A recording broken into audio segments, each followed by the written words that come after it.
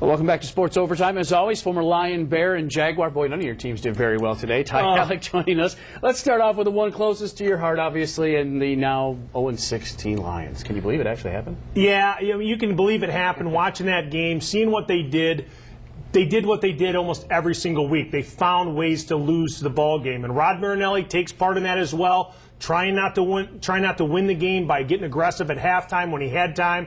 And then you turn around and watch what the Green Bay Packers did, even getting themselves a free kick by calling timeouts, doing the right things. It's something that has completely snowballed. It's over. It's done. But I can tell you, there is no sicker feeling in the world to me as a fan, as a former player. This team goes down in infamy. The city of Detroit, the Lions, all goes down to Ohio, into the Hall of Fame as the only 0-16 team. I don't think anybody takes any pride in it, especially not myself. Heard it all week long.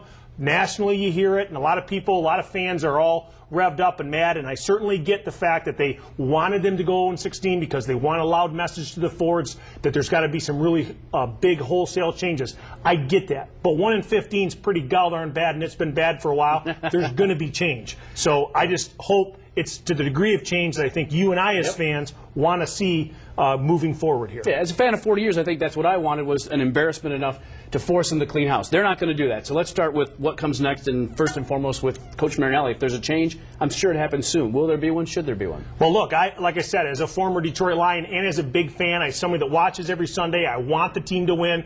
Rod Marinelli's got to go. Rod Marinelli was probably the right hire when Matt Millen first came to town. It's the tough, hard-nosed, old-school guy that he should have had when he first started this thing instead of going in all the different directions that he did. Rod Marinelli is a great man, in my opinion. He has been unbelievable. He's been a way better person and a coach than I could have been under this circumstance, and I give him a ton of credit. All the way down to this 0-16 possibility. Those guys fought. They played hard, but they're outmanned. They're outgunned. This is, to me, is a representation of everything and all things that Matt Millen did to this franchise, along with some of the other leadership. 31-96, by the way, the final numbers in the Matt Millen era. Worst 8-year stretch for the Lions and anybody over 8 years in NFL history. When we talk about who's coming in next, now a lot of us were upset when we heard that they may not clean house, that Martin Mayhew may be back, Tom Luan may be back. You don't seem too overly upset about that. Tell me why I shouldn't be. Well, I just understand that, look, Tom Luan is a non-factor. He's a numbers guy. He's back there making sure that the cap gets taken care of. He's done it. He's done a pretty decent job of that. Look, they've overspent on some guys. They've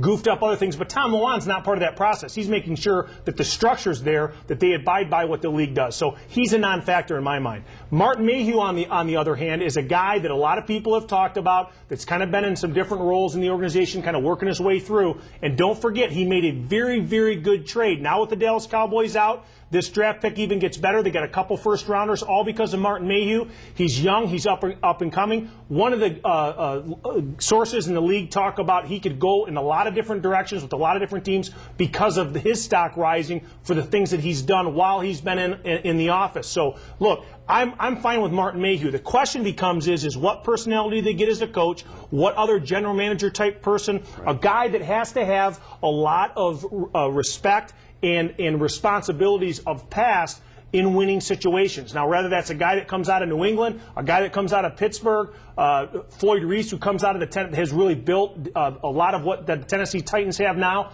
it doesn't matter, but it's got to be somebody namely, and they've got to get a coach that is a tough, hard-nosed guy that comes in and sets the tone for the entire organization, in my opinion. It's got to be a guy that speaks it well, but also shows it well. If they can do that, look, nobody thought the Miami Dolphins, granted they didn't go 0-16, but they were 1-15, and look where they are. They're division champs, 11-5, won a lot of ball games this year. They did it. They did it with a sound general manager, a guy that's proven, and Bill Parcells. He got his guy in a coach. He did something that Matt Millen never did as a general manager, which is hire a guy that's right down the line of what you do, has the philosophies you have, and will draft and take the players that you got and apply them. They did that. They turned around and won it. And I'm not saying by any means, don't get crazy here. No one's sipping the Honolulu Blue Kool-Aid here. Not me especially. I'm going to be a skeptic. However, they do have some very good young players. They've got some guys that have some talent. Kelvin Johnson, it's a shame. If they were even 2-14, this guy's a Pro Bowl player through and through. It takes a ton of guys to tackle him. He's fast. He's big. He's got it done. Awesome, awesome player. Kevin Smith, very good player. Chairless, I think, is going to be a good football player. They do have some guys that are in place that certainly they can build on and build with, provided they get into the draft, get some draft picks, and create some depth the way that they're supposed to do it. And obviously, as you mentioned, a lot of picks coming up, so there is an opportunity if somebody gets in there who makes the right decisions. If you're in charge, what do you, I guess a big question fans want to know is, what do we do with that first pick? What do you do? And I know a lot of people say trade down. You think they actually might be able to do that? I think they can. I think somebody will want to jump up and grab the franchise quarterback out of Georgia, the franchise left tackle that perhaps maybe Detroit will be forced to take out of Alabama.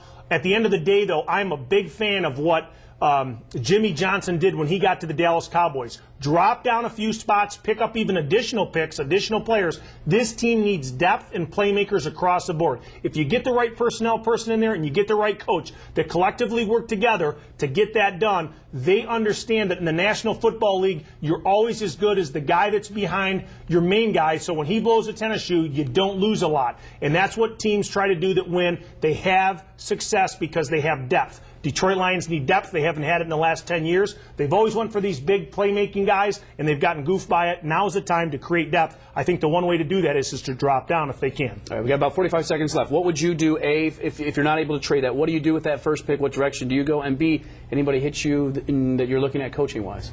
Coaching-wise, I'm not quite sure which route they want to go. In my mind, again, just like if they go to the general manager route, either way, it's got to be an experienced guy.